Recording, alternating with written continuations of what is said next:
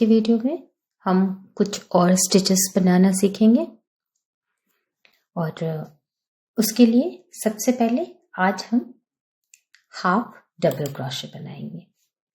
Half double crochet बनाने के लिए सबसे पहले हम एक स्लिप नॉट बना लेंगे और साथ ही कुछ चेन्स बना लेंगे जो हमारे लिए फाउंडेशन स्टिचेस के काम करेंगी।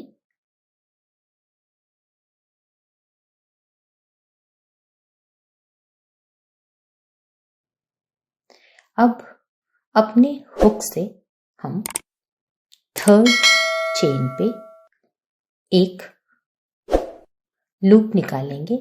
हमारे हुक पे 3 लूप होनी चाहिए। उन तीनों लूप को एक साथ हम उतार कर एक सिंगल लूप में कन्वर्ट कर लेंगे। वापस पहले अपने क्रोशे हुक पे एक फंदा लेंगे, चेन के अंदर से एक फंदा लेंगे। हुक पे हमारे पास 3 फंदे हो जाएंगे। उन सब को नीचे उतारते हुए हम एक फंदा अपने हुक पर रखेंगे। इसे ही हम हाफ डबल क्रोशे कहते हैं।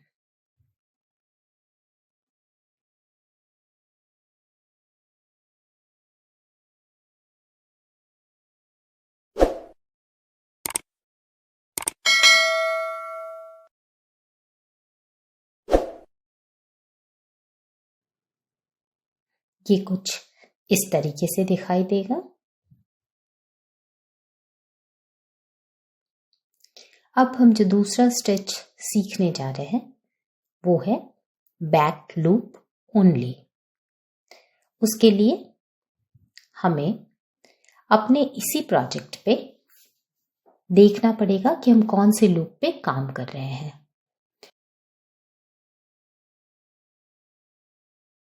हमारे किसी भी प्रोजेक्ट पे ऐसे 2 लूप होते हैं, एक सामने की तरफ और एक पीछे की तरफ।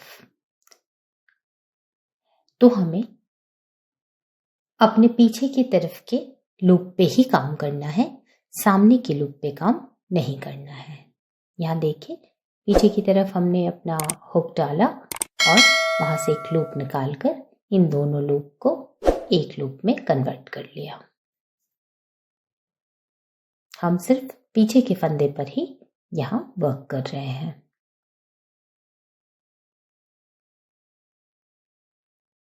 आप अपनी ज़रूरत के हिसाब से इसमें सिंगल क्रोशे, डबल क्रोशे या हाफ डबल क्रोशे कर सकती हैं।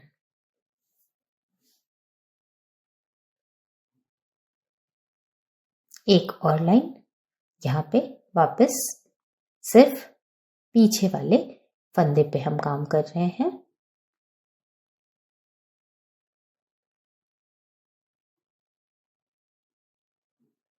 इस पैटर्न में मैं सिंगल क्रोशे कर रही हूँ। आप चाहें तो आप इसमें डबल क्रोशे या हाफ डबल क्रोशे भी कर सकते हैं।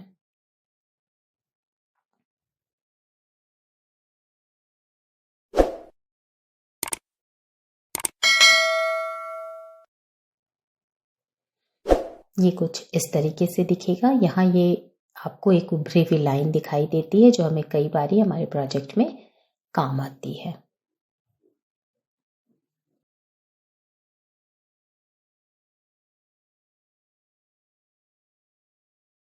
अब हम फ्रंट लूप ओनली इस स्टिच पे काम करेंगे। इसके लिए वापस वही सेम, इस बारी हम सिर्फ फ्रंट के धागे पे काम करेंगे, पीछे वाले धागे पे हमें काम नहीं करना है। तो हमने सामने के फंदे पे ही सिर्फ हुक डाली और वापस वैसे ही सिंगल क्रोशे करते चले गए।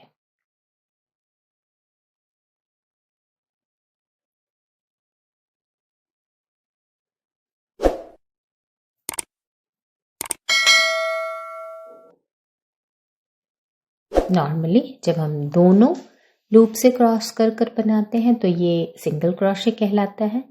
जब सिर्फ पीछे के लूप पे काम करते हैं तो ये बैक लूप ओनली कहलाता है, और जब सामने के लूप पे काम करते हैं तो ये फ्रंट लूप ओनली कहलाता है। ये भी बहुत कुछ उसकी तरह ही दिखता है, लेकिन अलग अलग प्रोजेक्ट में हमें कभी बैक लूप की ज़रूरत होती है और कभी फ्रंट लूप ओनली स्टिच की ज़रूरत होती है। आप जैसे जैसे आगे के प्रोजेक्ट पे काम करते जाएंगे आपको समझ में आता जाएगा कि हमें ये कहाँ ज़रूरत पड़ेगी।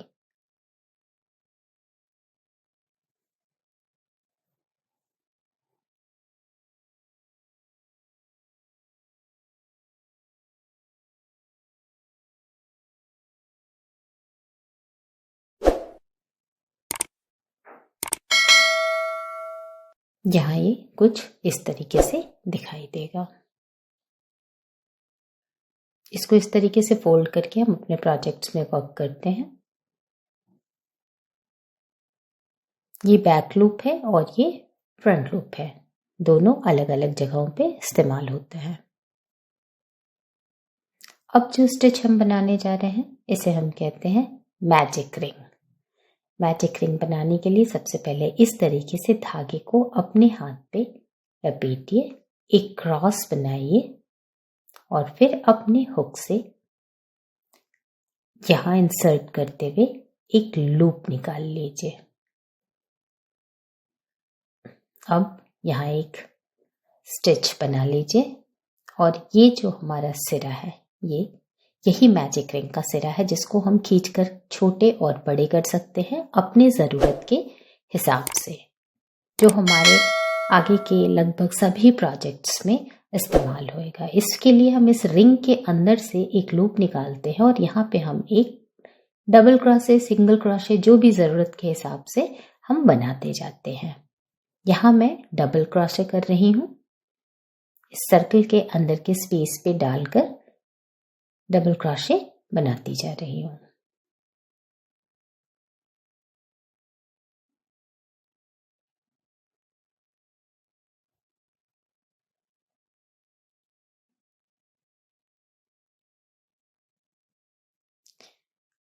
ये जो हमारा लूप था सिरा, इस सिरे को हम खींचकर यहाँ पे थोड़ा इसे शॉर्ट कर देंगे। अब ये स्पेस भी हमारी थोड़ी यहाँ कम हो गई है ताकि हम अपनी ज़रूरत के मुताबिक ही यहाँ अपने डबल क्रोशे बना सकें।